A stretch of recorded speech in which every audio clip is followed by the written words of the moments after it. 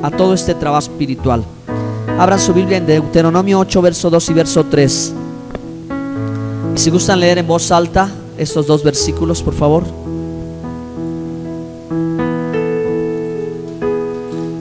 Dice: y te acordarás de todo el camino, ¿sí?, por donde te ha traído Jehová tu Dios estos 40 años en el desierto, para afligirte, probarte, saber lo que había en tu corazón y si habías de guardar o no sus mandamientos. Y te afligió y te hizo tener hambre y te sustentó con maná, comida que no conocías tú ni tus padres la habían conocido, para hacerte saber que no solo de pan vivirá el hombre, mas de todo lo que sale de la boca de Jehová vivirá el hombre. Aleluya. ¿Qué es lo que sale de la boca de Jehová? Su palabra, hermanos. ¿Y cómo tú recibes la palabra de Dios en este año que está terminando? ¿Cómo has recibido? ¿Por medio de qué has recibido?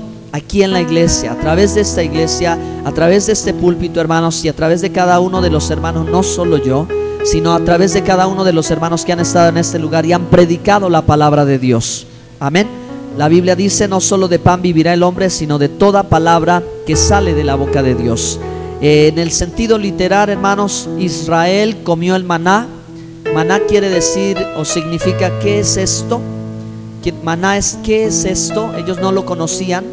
Eran como pequeñas hojuelas, blanditas, suavecitas, hermanos, carnositas. Eso es lo que comieron en el sentido literal. Pero usted y yo, hermanos, en el sentido espiritual, estamos alimentándonos de Cristo. Amén. ¿Por qué? Porque Él es el maná que vino del cielo. Él es el pan vivo y verdadero que descendió, y de Él nosotros nos alimentamos, y de su enseñanza y de su palabra. Entonces, queridos hermanos, las palabras que Dios nos ha hablado han sido para consolarnos, hermanos, porque dice Dios en el verso 3: te afligió y te hizo tener hambre. Entonces, los problemas y las adversidades no son, hermanos, imposibles, no están fuera de un plan divino, no son gigantes invencibles. Las pruebas y las adversidades, algunas de ellas les puedo decir que Dios las envía a nuestras vidas, y en este año quizás envió algunas para hacernos entender. Y también, hermano, de pronto nuestra alma pudo tener hambre, ¿sí? Nuestra alma tiene apetitos, ¿verdad? Tiene anhelos, tiene deseos, tiene sueños, tiene inquietudes, ¿ok? Y tener hambre significa el haber, ¿verdad?, esperado, deseado, ¿verdad?, esa consolación, esa restauración, esa liberación. Y cuando Dios envía su palabra, hermano, es exactamente lo que hace, que alimenta nuestra alma y nuestro espíritu, hermanos, y nos sacia. Así que yo les invito a que hoy le den un aplauso en este lugar al Dios Todopoderoso, al Dios que nos provee y nos suple.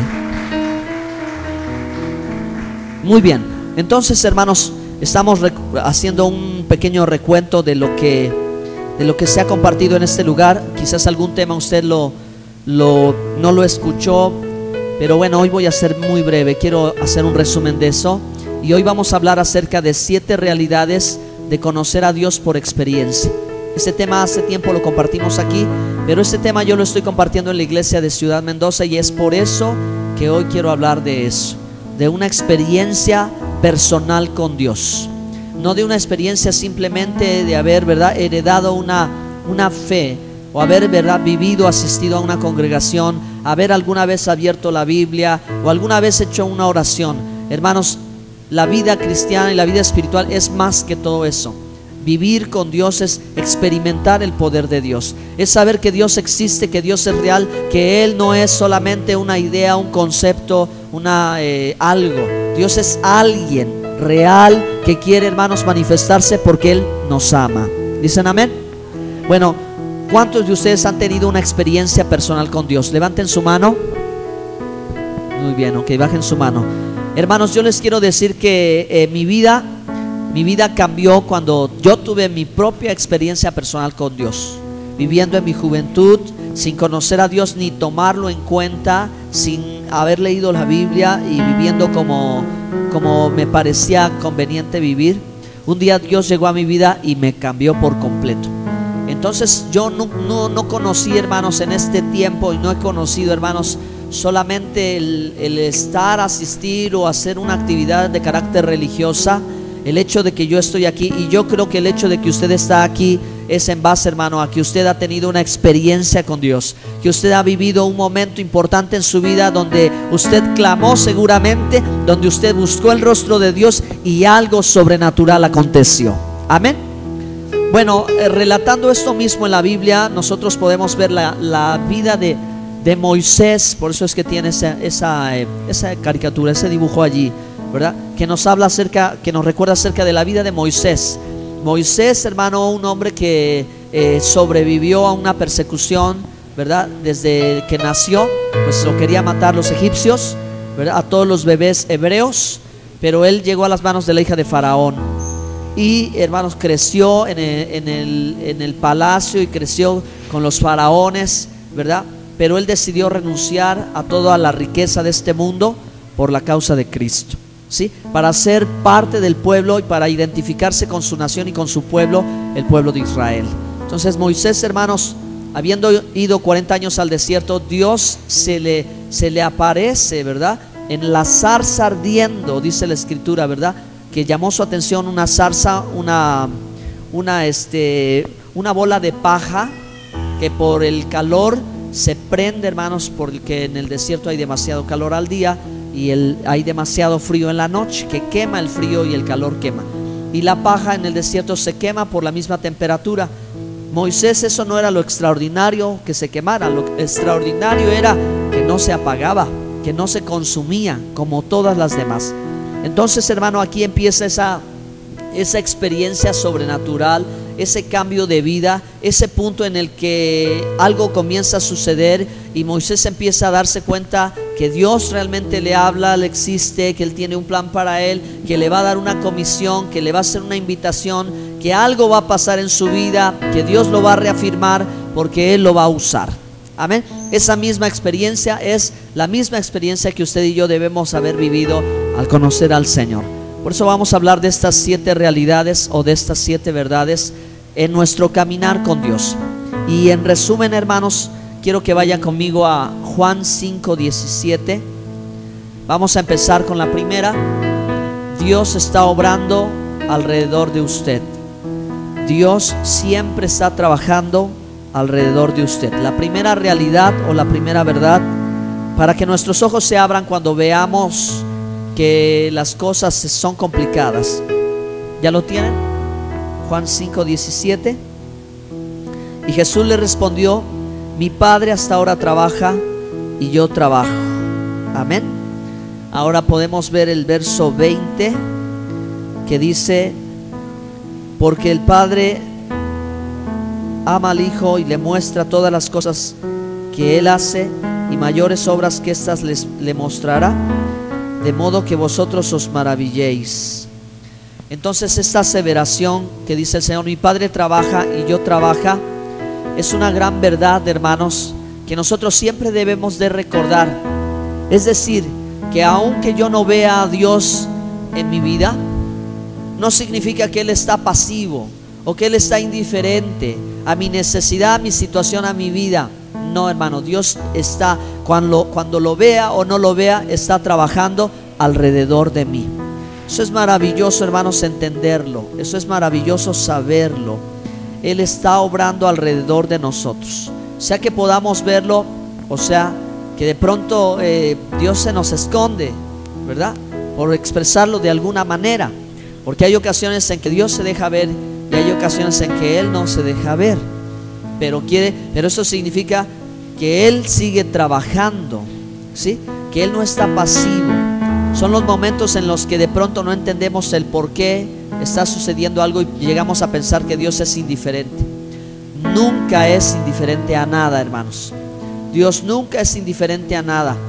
Él siempre está a favor o en contra, pero nunca está neutral en algo. Eso es una realidad en todo lo que sucede en este mundo, en todo, hermanos. Mucha gente dice: bueno, si Dios existe, ¿por qué hay guerras? Si Dios existe, ¿por qué hay hambres? Y la gente piensa que Dios está indiferente y asume que Dios no existe. Por eso este mundo está como está. Pero hermano, que haya guerras, que haya hambres, no quiere decir que Dios esté a favor de eso. No quiere decir que Dios esté indiferente a eso. Pero Él ha escogido obrar en una manera que Él pueda buscar en la tierra hombres y mujeres que puedan hacer su voluntad. Por eso, hermano, Dios en todas las cosas siempre toma la iniciativa, porque Él quiere revelarse, porque Él está buscando a alguien a quien mostrarle sus planes, mostrarle su voluntad. Amén. Entonces, paso número 2, dice: Dios busca una relación de amor con usted que sea real, personal y práctica. Dios está obrando, Dios está trabajando. En años en mi vida, yo, hermanos, en las experiencias que he vivido, a veces digo, yo me perdí en Puebla cuando tenía 6 años, ¿verdad? Yo tomé iniciativa, caminé, pensé que iba a llegar y estaba yo perdido. Bueno, ya ahora que crecí, pasan los años, le doy gracias a Dios que fui hallado. Perdido estaba y fui hallado. Así que he experimentado 2 veces en mi vida el estar perdido y el ser hallado, y ha sido maravilloso, hermano, ¿verdad? Y digo, gracias, Señor, porque me enviaste un ángel y tú estabas allí, aunque yo estaba triste y yo estaba desesperado y tú estabas allí porque tú tenías control de todo, hermano. Y usted y yo no sabíamos y no sabemos y no sabremos aún lo que ha de ser el día de mañana. Pero le digo una cosa: no importa la situación que tú estés viviendo hoy, tienes que tener la confianza de que Dios sabe lo que Él está haciendo. Amén. Y que todas las cosas que vivas te van a ayudar a bien, porque Él te ama. Todo lo que vivamos, hermanos, de pronto lo vamos a ver más adelante y vamos a decir: gracias, Señor, porque tú ahí estabas, aunque en ese momento yo no te veía, yo no te notaba, pero tú estabas allí. Amén. ¿Alguien quiere darle un aplauso de gratitud al Señor?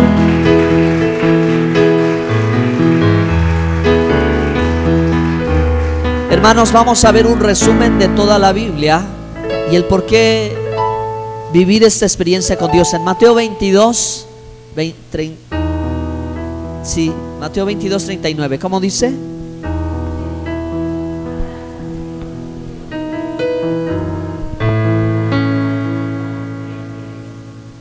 Amén. El siguiente versículo dice: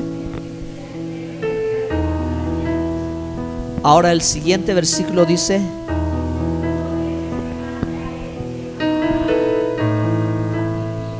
ok, verso 40.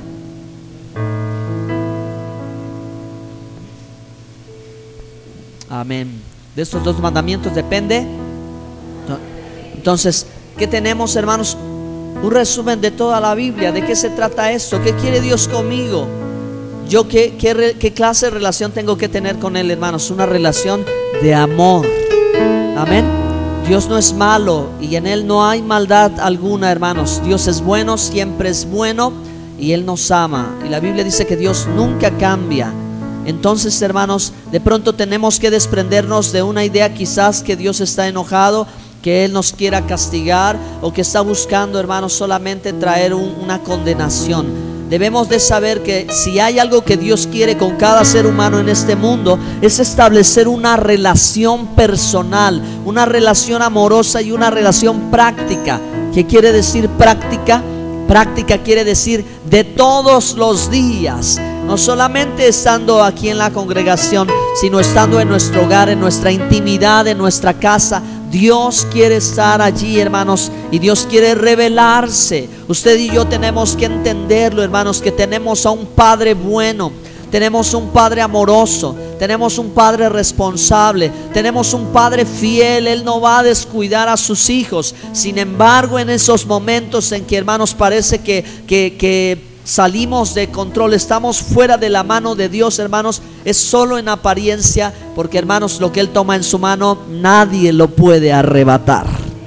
Denle un aplauso al Señor por eso, por favor. Aleluya. Entonces, número 3, hermanos, de 7 realidades, experimentar a Dios y de conocer a Dios de forma personal, es: Dios le invita a unirse a su obra. Dios le invita a unirse a su obra. Vamos a leer la Biblia en 2 Corintios 5, 19 y el 20. 2 Corintios 5, 19 y 20.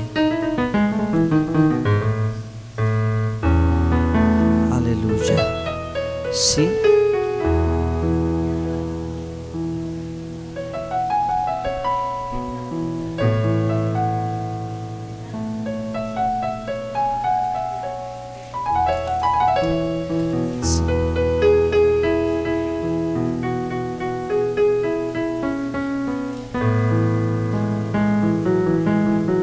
Reconciliados. Amén. Muy bien. Entonces esta es la palabra de reconciliación, que Dios quiere reconciliar al mundo consigo mismo a través de su Hijo amado. Amén. Entonces, hermanos, si Dios está trabajando alrededor de nosotros y Él quiere mostrarse a nosotros y revelarse a nosotros y tocar nuestro corazón y tocar nuestra mente para que nosotros le amemos. Amén. Porque Él nos amó primero. Nosotros podemos y debemos amarle. Él nos amó primero, por eso le amamos. Igualmente quiere, hermanos, que amemos a nuestro semejante, a nuestro prójimo. Y en ese sentido, hermanos, la situación puede ser un poquito más complicada, porque amar a un Dios perfecto, santo, infinito, bueno, maravilloso, no debe de ser difícil. Pero amar a un ser humano imperfecto con errores es un poco más complicado, ¿no es cierto? Entonces, su hermano que está junto a usted, por favor voltea a él y dígale: hermano, hay que amarte en el amor de Cristo. Okay.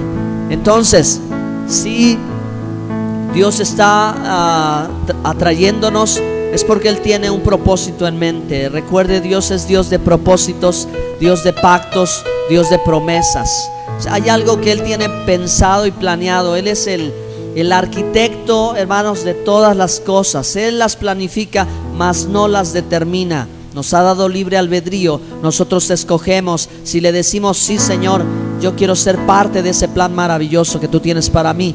O nosotros podemos decirle: no, no lo quiero, ahorita no lo deseo, es muy temprano, es muy tarde, etcétera, etcétera.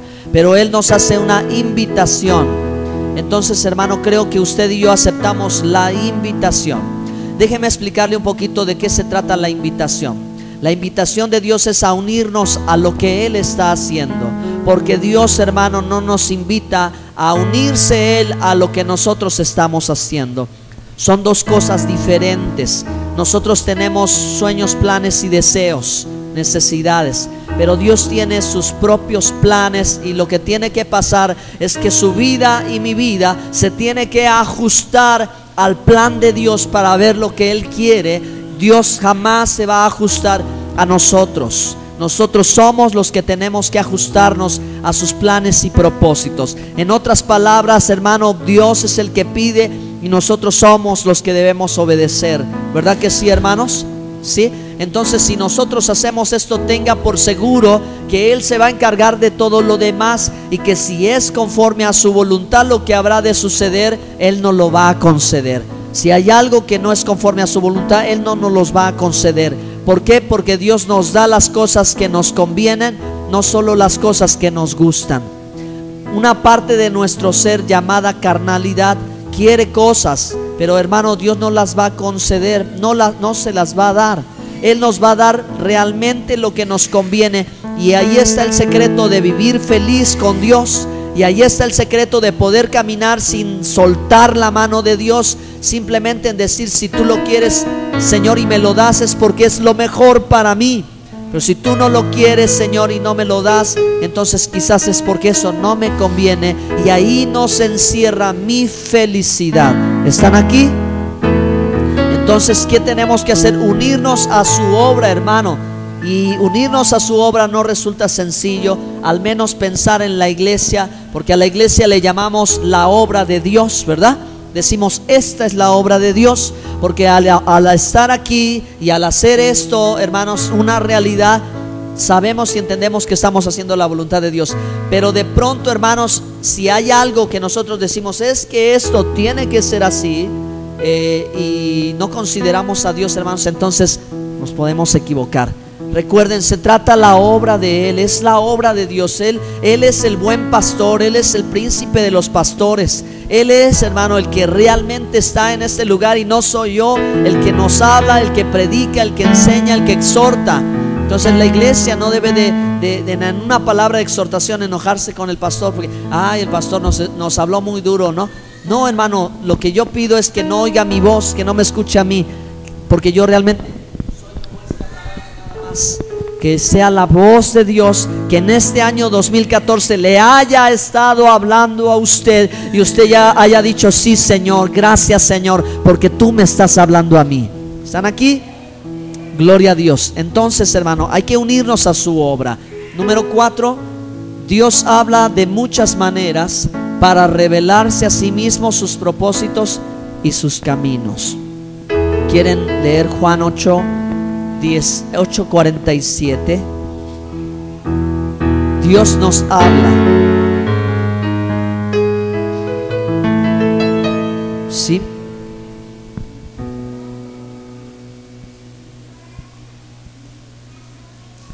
Aleluya. El que es de Dios, las palabras de Dios. Así que, hermano, créame de verdad que Dios nos ha hablado en muchas maneras y en muchas formas a lo largo de todo este año. Seguro que cada día Él se tomó la molestia de hablarnos. Cada día, ¿sí? Y Dios dice Job que habla de 2 o de 3 maneras, a veces en sueños y a veces en visiones. Cuando nosotros, hermanos, no comprendemos lo que Él nos quiere decir con palabras claras, cuando nosotros hacemos oídos sordos a la palabra tan clara de Dios, entonces, hermano, claro, Dios va a echar mano de algún otro recurso y va, ¿verdad?, a traer un sueño, a traer una visión. Cuando nosotros, aún a pesar de todo esto, nuestra atención no es captada, no es llamada, entonces, hermano, Dios va a trabajar a través de otro nivel para que nuestra atención sea captada, y ese nivel se llaman las circunstancias de la vida. Es decir, cuando las circunstancias se vuelven difíciles o adversas, cuando las circunstancias, hermanos, se salen de nuestro propio control, es cuando nosotros empezamos a pensar y decir: Señor, ¿por qué está pasando esto? ¿Por qué sucede esto? ¿Por qué es esto? Porque quizás, hermanos, nuestros oídos no han logrado captar lo que Él quiere decirnos y nos tiene que lanzar el ladrillazo. Ya saben lo del ladrillazo, ¿no es cierto?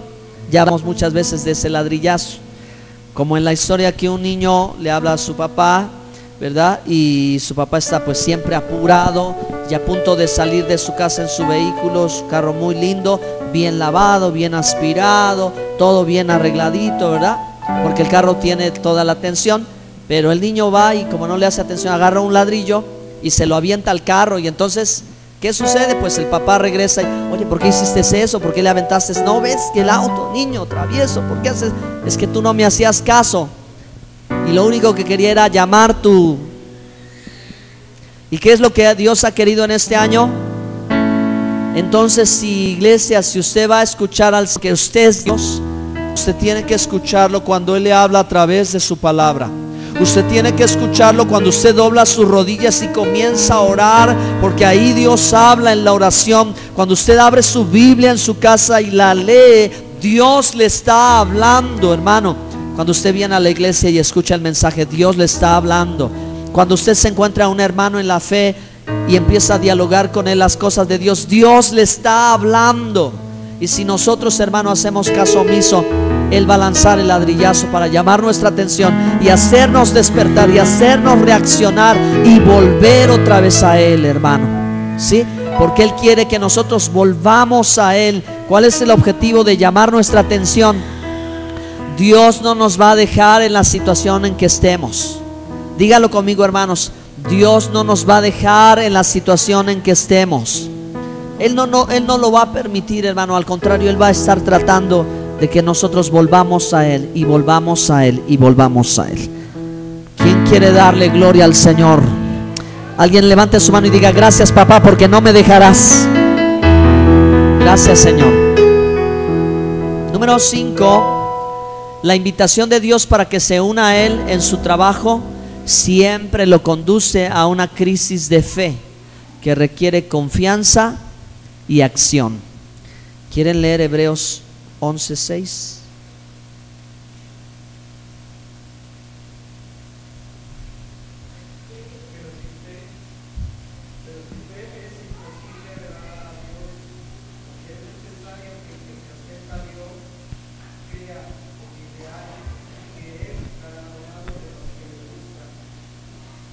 Amén. Sin fe imposible agradar a Dios.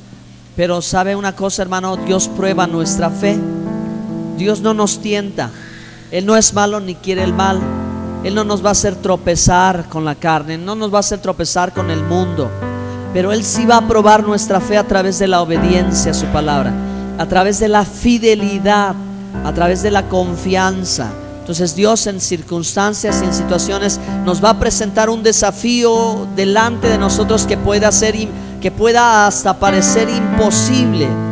Pero simplemente, hermano, lo que permitió que Moisés y el pueblo cruzara el mar Rojo fue la fe. Por la fe ellos caminaron en medio de las aguas. Por la fe Josué y el ejército pisó las aguas del Jordán y éstas se abrieron, hermano. Y todas las cosas que los héroes de la fe han hecho han sido momentos de desafío, donde ellos o se arriesgan o retroceden y no avanzan. Entonces circunstancias y cosas en nuestra vida nos provocan una crisis de fe. Es decir, Dios no hace las cosas para que nosotros dudemos, sino Dios hace las cosas para que nosotros accionemos. Aunque nos parezca imposible o difícil, nosotros accionamos. Y entonces, hermano, cuando tú superas la crisis de fe, el resultado que va a haber en tu vida va a ser que tu confianza va a crecer, que tu fidelidad a Dios va a crecer y que tú vas a tener la garantía de que cada vez que escuches esa voz que te habla y te dice tienes que hacer esto, las cosas van a funcionar. Amén. ¿Cuántos de ustedes han logrado percibir o captar la voz de Dios? Quizás ninguno de nosotros pueda decir yo oí la voz audible de Dios, quizás. Pero lo que sí puedo decir, hermano, es que si Dios nos ha hablado, hay algo dentro de nosotros que nos dice y nos asegura que es la voz de Dios. Pero el pueblo de Dios tiene que saber discernir la voz de Dios de todas las voces alrededor. Cuando tú vas aprendiendo a distinguir esa voz, hermano, y tú te encaminas y te arriesgas y haces, dice, esa fue la voz de Dios que me habló, y en la próxima, cuando escuche yo esa voz, voy a hacer lo que me está indicando. Amén. ¿Sí? Porque cuando Él nos habla y Él nos marca una ruta y nosotros hacemos lo contrario, vemos el resultado de nuestras acciones y decimos, sí, ya Dios me había advertido, sí, ya Dios me había dicho, sí, Él ya me había anticipado esto y yo no lo hice, y ahí está el resultado. Entonces, hermano, la iglesia tiene que escuchar la voz y crecer en su discernimiento, a modo de que cada vez más en su vida cotidiana la voz de Dios se haga clara y usted sepa lo que debe de hacer y usted camine sobre las aguas, hermano, y haga lo que Dios dice, y entonces vea la gloria de Dios. Si cosas no han sucedido mayores en nosotros, puede ser porque las crisis de fe no las hemos superado. Pero todo creyente pasa las crisis de fe. ¿Se acuerdan de Pedro en la barca, en la tormenta, y el Señor sobre las aguas? Jesús le dijo, ven. Eso significaba, hermano, que Él iba a llegar. Él iba a llegar, no tenía que dudar. Él iba a llegar porque el Señor ya lo había dicho, ven. Entonces caminó en las aguas, pero como la tormenta arreció, se empezó a hundir. ¿Y qué empezó a pasar con él? Empezó a dudar, hasta que clamó, como todos nosotros, sálvame que perezco, Señor, sálvame que perezco. Y el Señor le extendió la mano y lo salvó. ¿Ok? ¿Por qué dudaste? ¿Por qué dudaste? Tenías que seguir, y usted tiene que seguir, hermano. Usted no tiene que dudar, usted se tiene que arriesgar, porque así se siente. Así se siente cuando el Espíritu Santo te dice que tú hagas algo y dices, pero es que yo no sé cómo vaya a resultar. Si usted quiere seguir oyendo más la voz de Dios, usted tiene que obedecerle, porque Dios, entonces, hermano, ya no le va a hablar con tanta claridad si usted no obedece. Pero si usted es obediente, Él le va a seguir dando más y más y más y más palabras. ¿Están aquí? Bueno, entonces, número 6, usted tiene que hacer ajustes en su vida para unirse a Dios en lo que Él ya está haciendo. Abran la Biblia en Lucas 9, 23 y 24.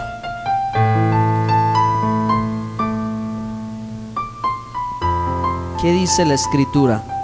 Lucas 9, 23, 24.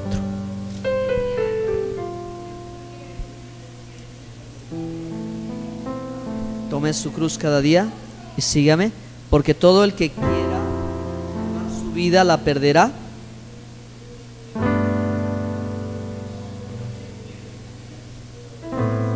salvará. Muy bien. Entonces, hermanos, cuando Jesús hizo los milagros de la multiplicación de los panes y los peces, había muchísima gente, ¿verdad? 5,000 entre hombres y mujeres, pero sumen que cada matrimonio tenía de 3 a 6 niños.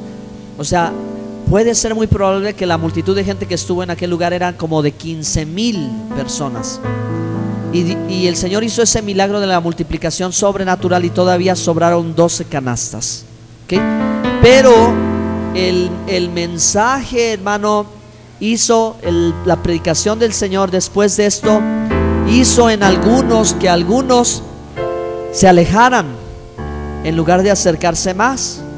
Y la razón es porque cuando el Señor empezó ya a establecer los requisitos, el estándar, la medida, el nivel que se requería de la gente que verdaderamente entendiera lo que significaba seguir a Jesucristo, muchos no lo aceptaron.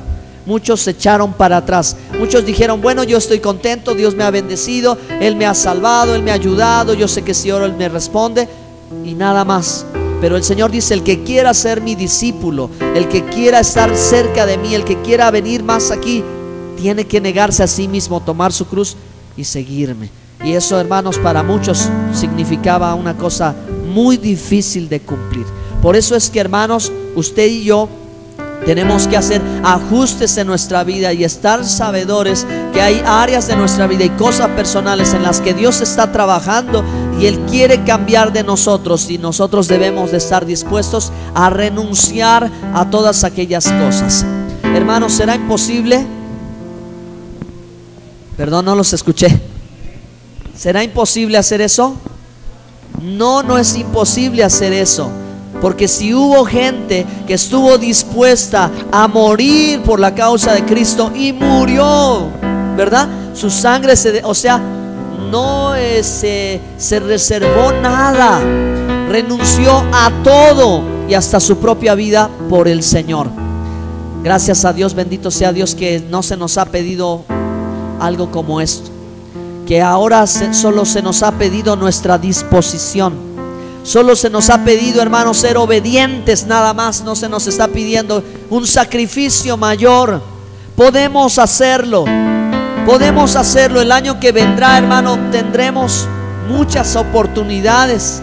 Lo podemos hacer. Diga conmigo: lo podemos hacer. Y créanlo en su corazón, hermano, que usted va a conocer a un Dios santo, a un Dios amoroso, a un Dios poderosísimo. Para Él no hay nada imposible.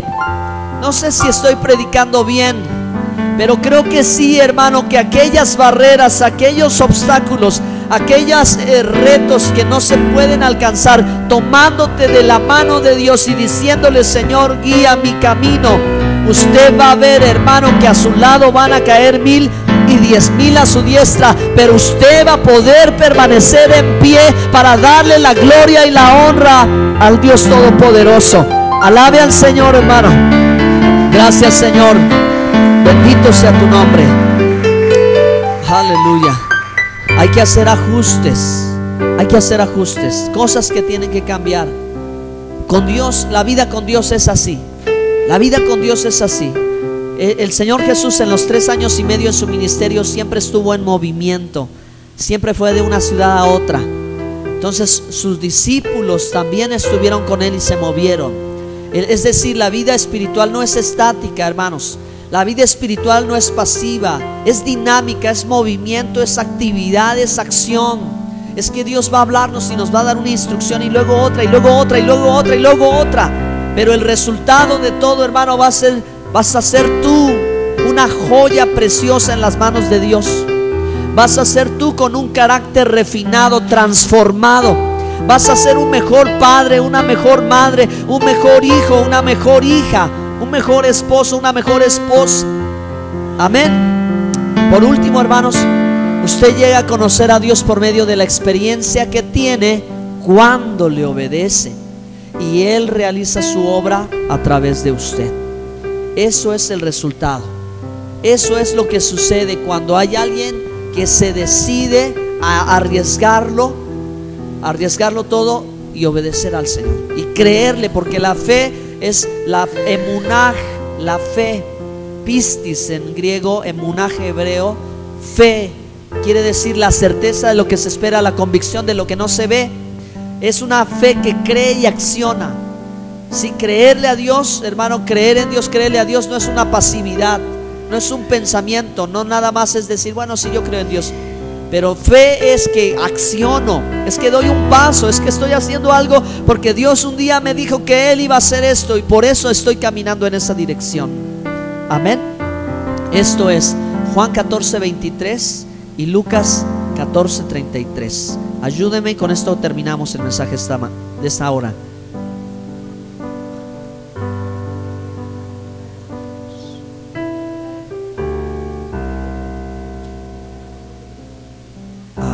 Qué preciosas palabras del Señor.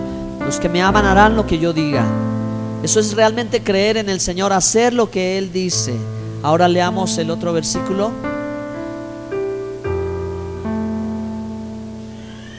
Si quien lo lee fuerte en voz alta.